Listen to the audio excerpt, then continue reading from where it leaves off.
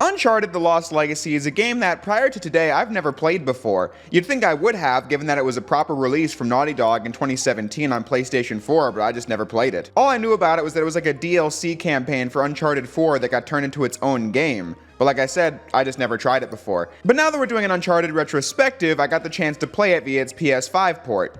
So, 6 years later, how is Uncharted Lost Legacy?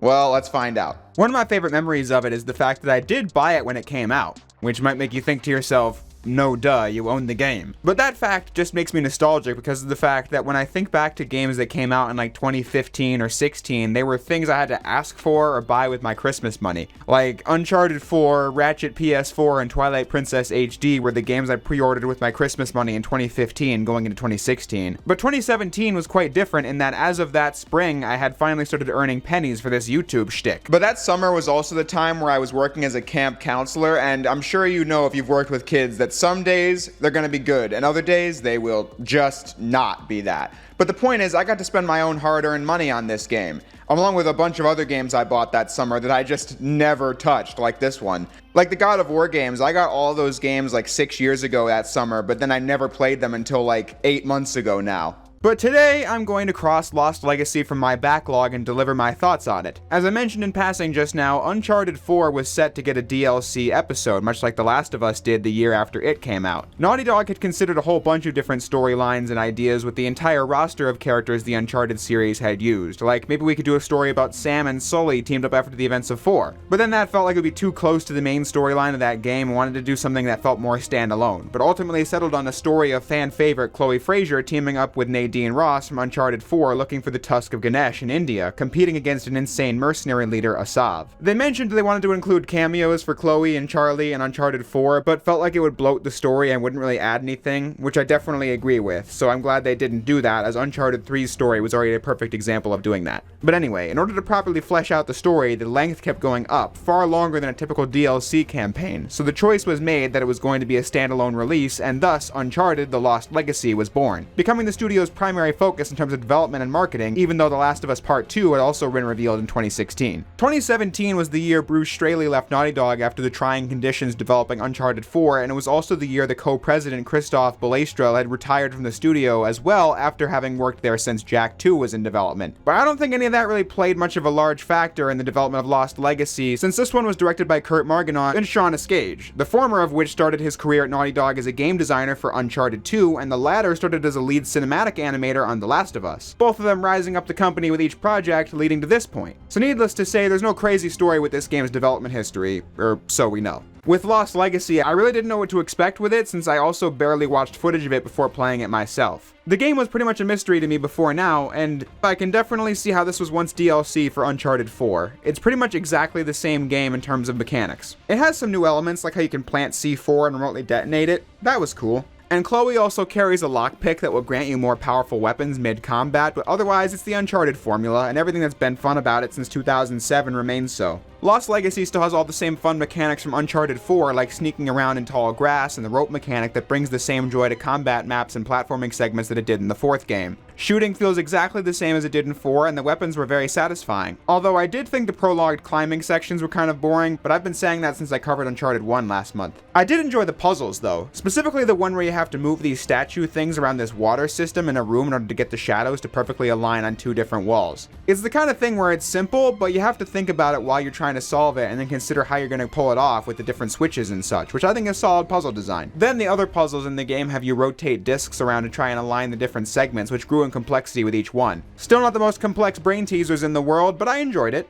However, my overall point is that the game is definitely Uncharted 4, but more. An area this game really shines in is in its production values. Uncharted The Lost Legacy looks stunning, even today, which I said about Uncharted 4, but then this game, I'm not going to say it looks better, but I definitely felt my jaw drop at the visuals more often. Uncharted 4 has more diverse scenery for sure, as this game mostly takes place in one location with interiors and exteriors, but the neon lights of the opening, the sun coming down in the forest, the part where the rain is dropping while the sun is still out, all these effects look fantastic. especially with hair. I look back at Chloe's design in Uncharted 2 and 3 and then see how her hair mostly looked flat, but then seeing on PS4 how they could make it more realistic, like how some strands would be flat in her neck when getting out of the water. Her character has just come to life with PS4 graphics in a way that wasn't possible on the PS3, which goes for every character of course, but then seeing a character you haven't seen since the third game makes that pretty obvious. The game's great visuals are really put on display during the open world segments. I'd say the most famous element of Lost Legacy would be the part where Chloe and Nadine need to explore these different towers in a large map. Uncharted 4 had the Savannah segment, but I honestly felt like this was better designed because you can access the map at any time with the press of a button that shows your location alongside the destinations and then provides everything that was good about the concept in Uncharted 4, like getting more dialogue from the characters or stopping to explore hidden areas for optional collectibles and such. I just found the scenery here beautiful and lifelike, leaving more of an impression on me than the open segment of 4 already did. But perhaps that's because this is the biggest part of the game and takes up a decent chunk of runtime in a game that's only about 5 hours long. In that time, they cram in everything you'd want to see, like varied combat maps and pulse-pounding action set pieces. Of course, you have the usual parts where platforms will crumble and all that, pretty typical Uncharted fare, but then you had parts that really stood out, like when Chloe, Nadine, and the returning Sam Drake are trapped underwater and Chloe has to lockpick them all out of handcuffs. They were underwater for so long that I genuinely felt my lungs start to get tight just watching it. Or how you use the rope to attach onto a chopper, or then the final set piece where they do another moving train, but now you can jump onto the sidecars and latch onto portions of the train with the rope. It's more technically advanced than the big scene of Uncharted 2.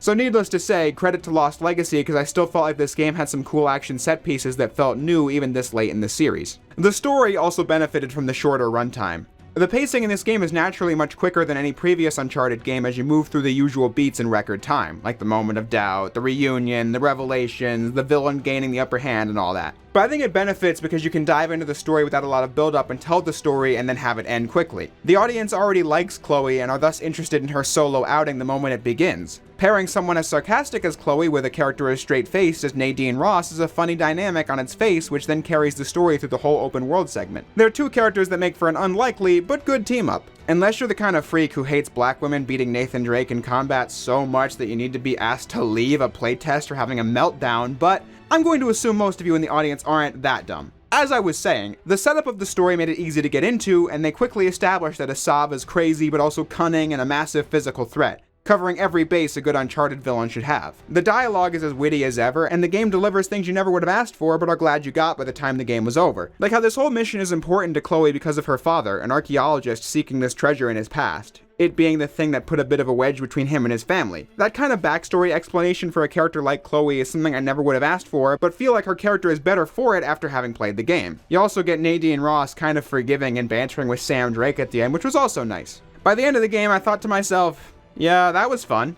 That was a good game. When playing it for the first time after 6 years, I can answer the title of the video by saying that I actually think Lost Legacy is a better game to play now than it was in 2017. Back when it came out, Lost Legacy was sold for $40, with a pre-order bonus including the download code for Jack 1's PS4 emulation. Not that that really matters, I just wanted to mention that. What I meant to say was that this is much higher priced than any ordinary DLC episode. The Last of Us Left Behind was only $10, and Ratchet & Clank Quest for Booty was $15. But I do think Lost Legacy is worth far more than a standard DLC campaign, so it definitely warranted the solo release at a budget cost given its shorter runtime. However, if you were to ask me if it was a must-play or anything, I'd say no. I thought it was enjoyable, if not the most memorable game to ever exist, so if you had to choose between this and, say, Uncharted 4 or just the Nathan Drake collection, I'd have told you to get those other options. But now you can get the Legacy of Thieves collection for PS5 and PC, giving you the best versions of Uncharted 4 and Lost Legacy together.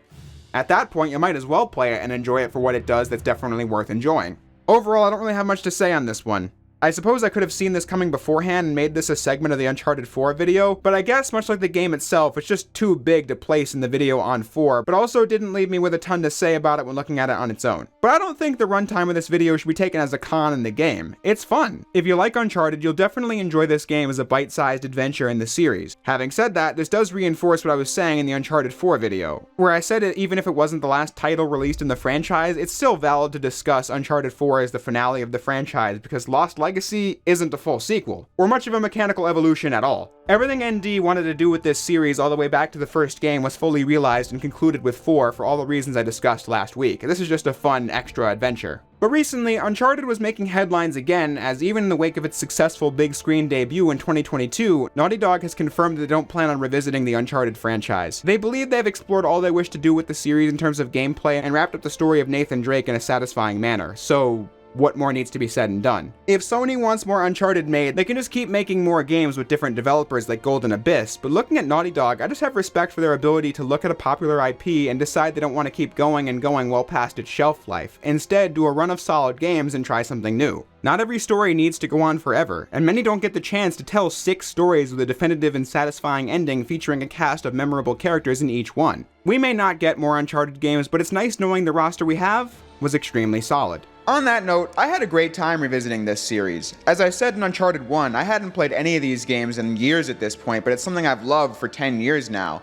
Going back to them was a lot of fun. I enjoyed Uncharted 2 and 4 even more than I ever did before. I enjoyed Uncharted 1 and 3 ever more than I used to. I finally got to play Uncharted Golden Abyss and Lost Legacy, games I probably wouldn't have gotten around to if I hadn't gotten the chance to do this retrospective. So for that, I'm happy. This series holds up quite well if you ask me. I think I may enjoy it more now than I have in a long time. Definitely have a newfound appreciation for it after looking into the various stories that shaped the iconic adventures we ended up playing, and seeing how much effort was put into these games being modern day takes on the adventure serial blockbuster mold with attention to detail including real life lost treasures and myths, pushing the boundaries of the gaming industry with each title. I had fun with these videos. I think it was a swell little retrospective, so I hope you guys enjoyed it as much as I did. Coming up on the channel is a lot of exciting stuff, which will be announced in due time. But until that time comes, I'll say what I always do. Thank you all for watching, and I'll see you next time.